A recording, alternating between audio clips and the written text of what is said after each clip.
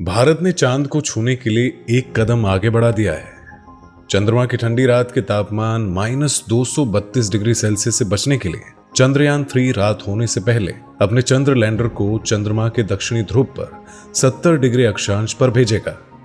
इसरो ने शुक्रवार 14 जुलाई 2023 को आंध्र प्रदेश के श्रीहरिकोटा स्थित सतीश धवन अंतरिक्ष केंद्र से दोपहर 2:35 में चंद्रयान 3 को लॉन्च कर दिया है और यह समय भारत के इतिहास का वो स्वर्णिम पल बन गया है जब भारत का चंद्रयान 3 चांद की सतह को छूने के लिए अपने मिशन को पूरा करने के लिए उड़ान भर चुका है। चंद्रयान 3 के 23 अगस्त को शाम 5:47 में चंद्रमा की सतह पर उतरने की संभावनाएं जताई गई है, लेकिन अभी भी लोगों के दिमाग में चंद्रयान 2 के लैंडर के चांद की सतह से कुछ ही दूरी पर क्रैश करने की तस्वीरें ताजा है और इस बार फिर चंद्रयान 3 चांद के डार्क साइड पर लैंड करने की कोशिश करेगा जहां पर चंद्रयान 2 क्रैश हुआ था।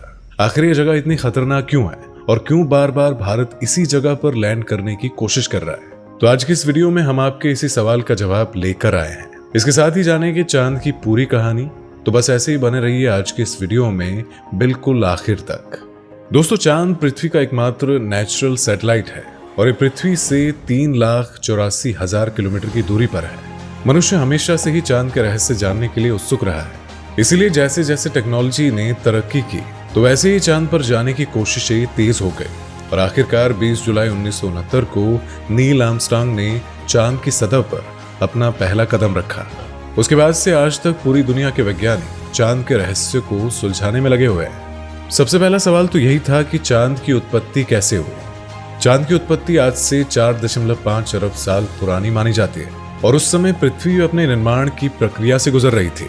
उसी समय एक विशाल ग्रह पृथ्वी से टकराया और ये मंगल ग्रह जितना विशाल बताया जाता है और एक ग्रह 15 किलोमीटर प्रति सेकंड की रफ्तार से पृथ्वी से टकराया था। इस टक्कर की वजह से कई हल्के पदार्थ के टुकड़े पूरे स्पेस में फैल गए थे और फिर धीरे धीरे ग्रेविटेशन फोर्स की वजह से ये एक दूसरे से जुड़ गए और आगे चलकर यही हमारा चांद बन गया।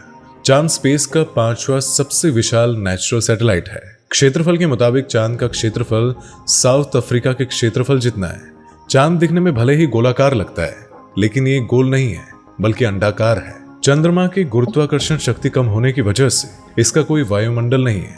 इस वजह से यहाँ मौसम भी नहीं होते हैं। चांद के दिन का तापमान 180 डिग्री सेल्सियस और रात का तापमान -153 डिग्री सेल्सियस होता है। चांद की अपनी कोई रोशनी भी नहीं होती है। इसी के साथ ही चांद की जो चमकीली इमेज हमें देखने को मिलती है वो सब चांद पर पड़ने वाली सूरज की रोशनी का रिफ्लेक्शन होता है। इसके अलावा चांद पर ना होने के कारण चांद पर जाने के बाद व्यक्ति का वजन जो धरती पर था वो चांद पर जाने के बाद उतना नहीं रहता।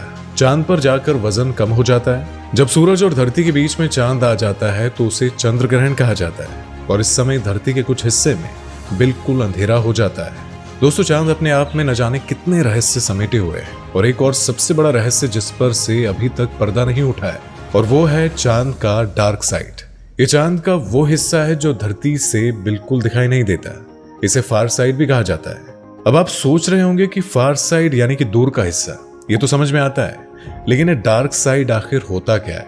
इसका अर्थ क्या है? जो हमेशा छिपा रहता है, दिखता नहीं है। यहाँ डार्क साइड अंधेरे में रहने वाला हिस्सा नहीं है। हकीकत तो यह है कि इस हिस्से में भी कुछ समय तक सूर्य की रोशनी पहुंचती है और उसी तरह से पहुंचती है जैसे आग के हिस्से में पहुंचती है, लेकिन ये दिखता क्यों नहीं है?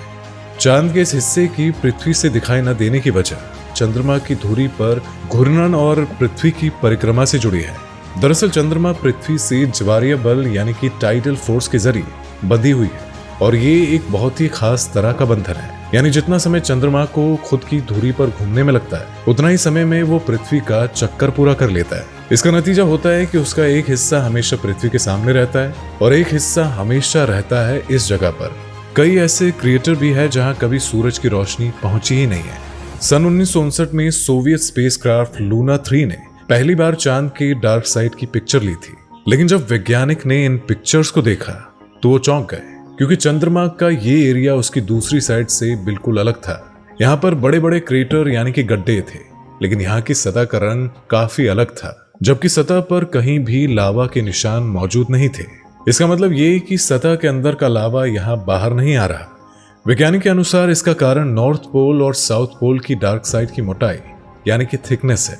अब क्योंकि चांद की डार्क साइड की सतह की ऊपरी परत काफी मोटी है, इस वजह से लावा बाहर नहीं आ पाता, जबकि नॉर्थ पोल की सतह काफी पतली है, इस वजह से वहां लावा बाहर आ जाता है। नासा के मिशन से बात साफ हो चुकी है कि चांद के साउथ पोल की क्रस्ट यानी कि धरती की सबसे ऊपरी सतह नॉर्थ पोल की तरफ से 30 मील मोटी है, और ये वैज्ञानिकों के लिए एक बहुत बड़ा सवाल था कि आखिर ऐसा क्यों है। तो उसके बाद काफी एडवांस सुपर कंप्यूटर ने इस रहस्य को उजागर किया, जिसे सुनने के बाद आप भी हैरान रह जाएंगे। इन थ्योरी में बताया गया है कि जब एस्टेरॉयड पृथ्वी की सतह से टकराया था तो उसकी टक्कर से एक नहीं बल्कि 2 चांदों का निर्माण हुआ था, यानी कि आज से 4.5 बिलियन साल पहले रात के आसमान में 2 चंद्रमा हुआ करते थे। समय के साथ ये दोनों चांद एक दूसरे के पास आते हैं और एक दिन ये दोनों एक दूसरे में समा गए, और जो छोटा वाला चांद था जो चंद्रमा के फार साइड यानी कि डार्क साइड से मिल गया, इस वजह से यहाँ की सतह की चौड़ाई ज्यादा हो गई।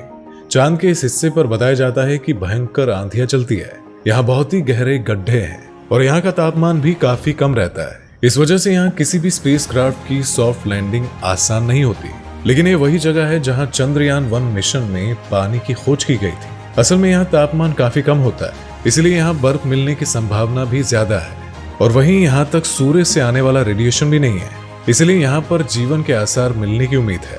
और इस जगह को ज्यादा एक्सप्लोर भी नहीं किया गया है, और इसीलिए भारत बार बार इस जगह उतरने की कोशिश करता है। चंद्रयान 2 में इसी जगह उतरते समय किसी सॉफ्टवेयर की वजह से लैंडर ने चांद की सतह पर क्रैश लैंडिंग की थी, और अब भारत एक बार फिर से चंद्रमा के डार्क साइड पर लैंड करने के लिए तैयार है। भारत ने इस बार अपनी पुरानी गलतियों से भी सबक लिया है, और इस बार पूरी तैयारी के साथ भारत चंद्रयान 3 को चांद की सतह पर भेजने के लिए पूरी तरह से तैयार है।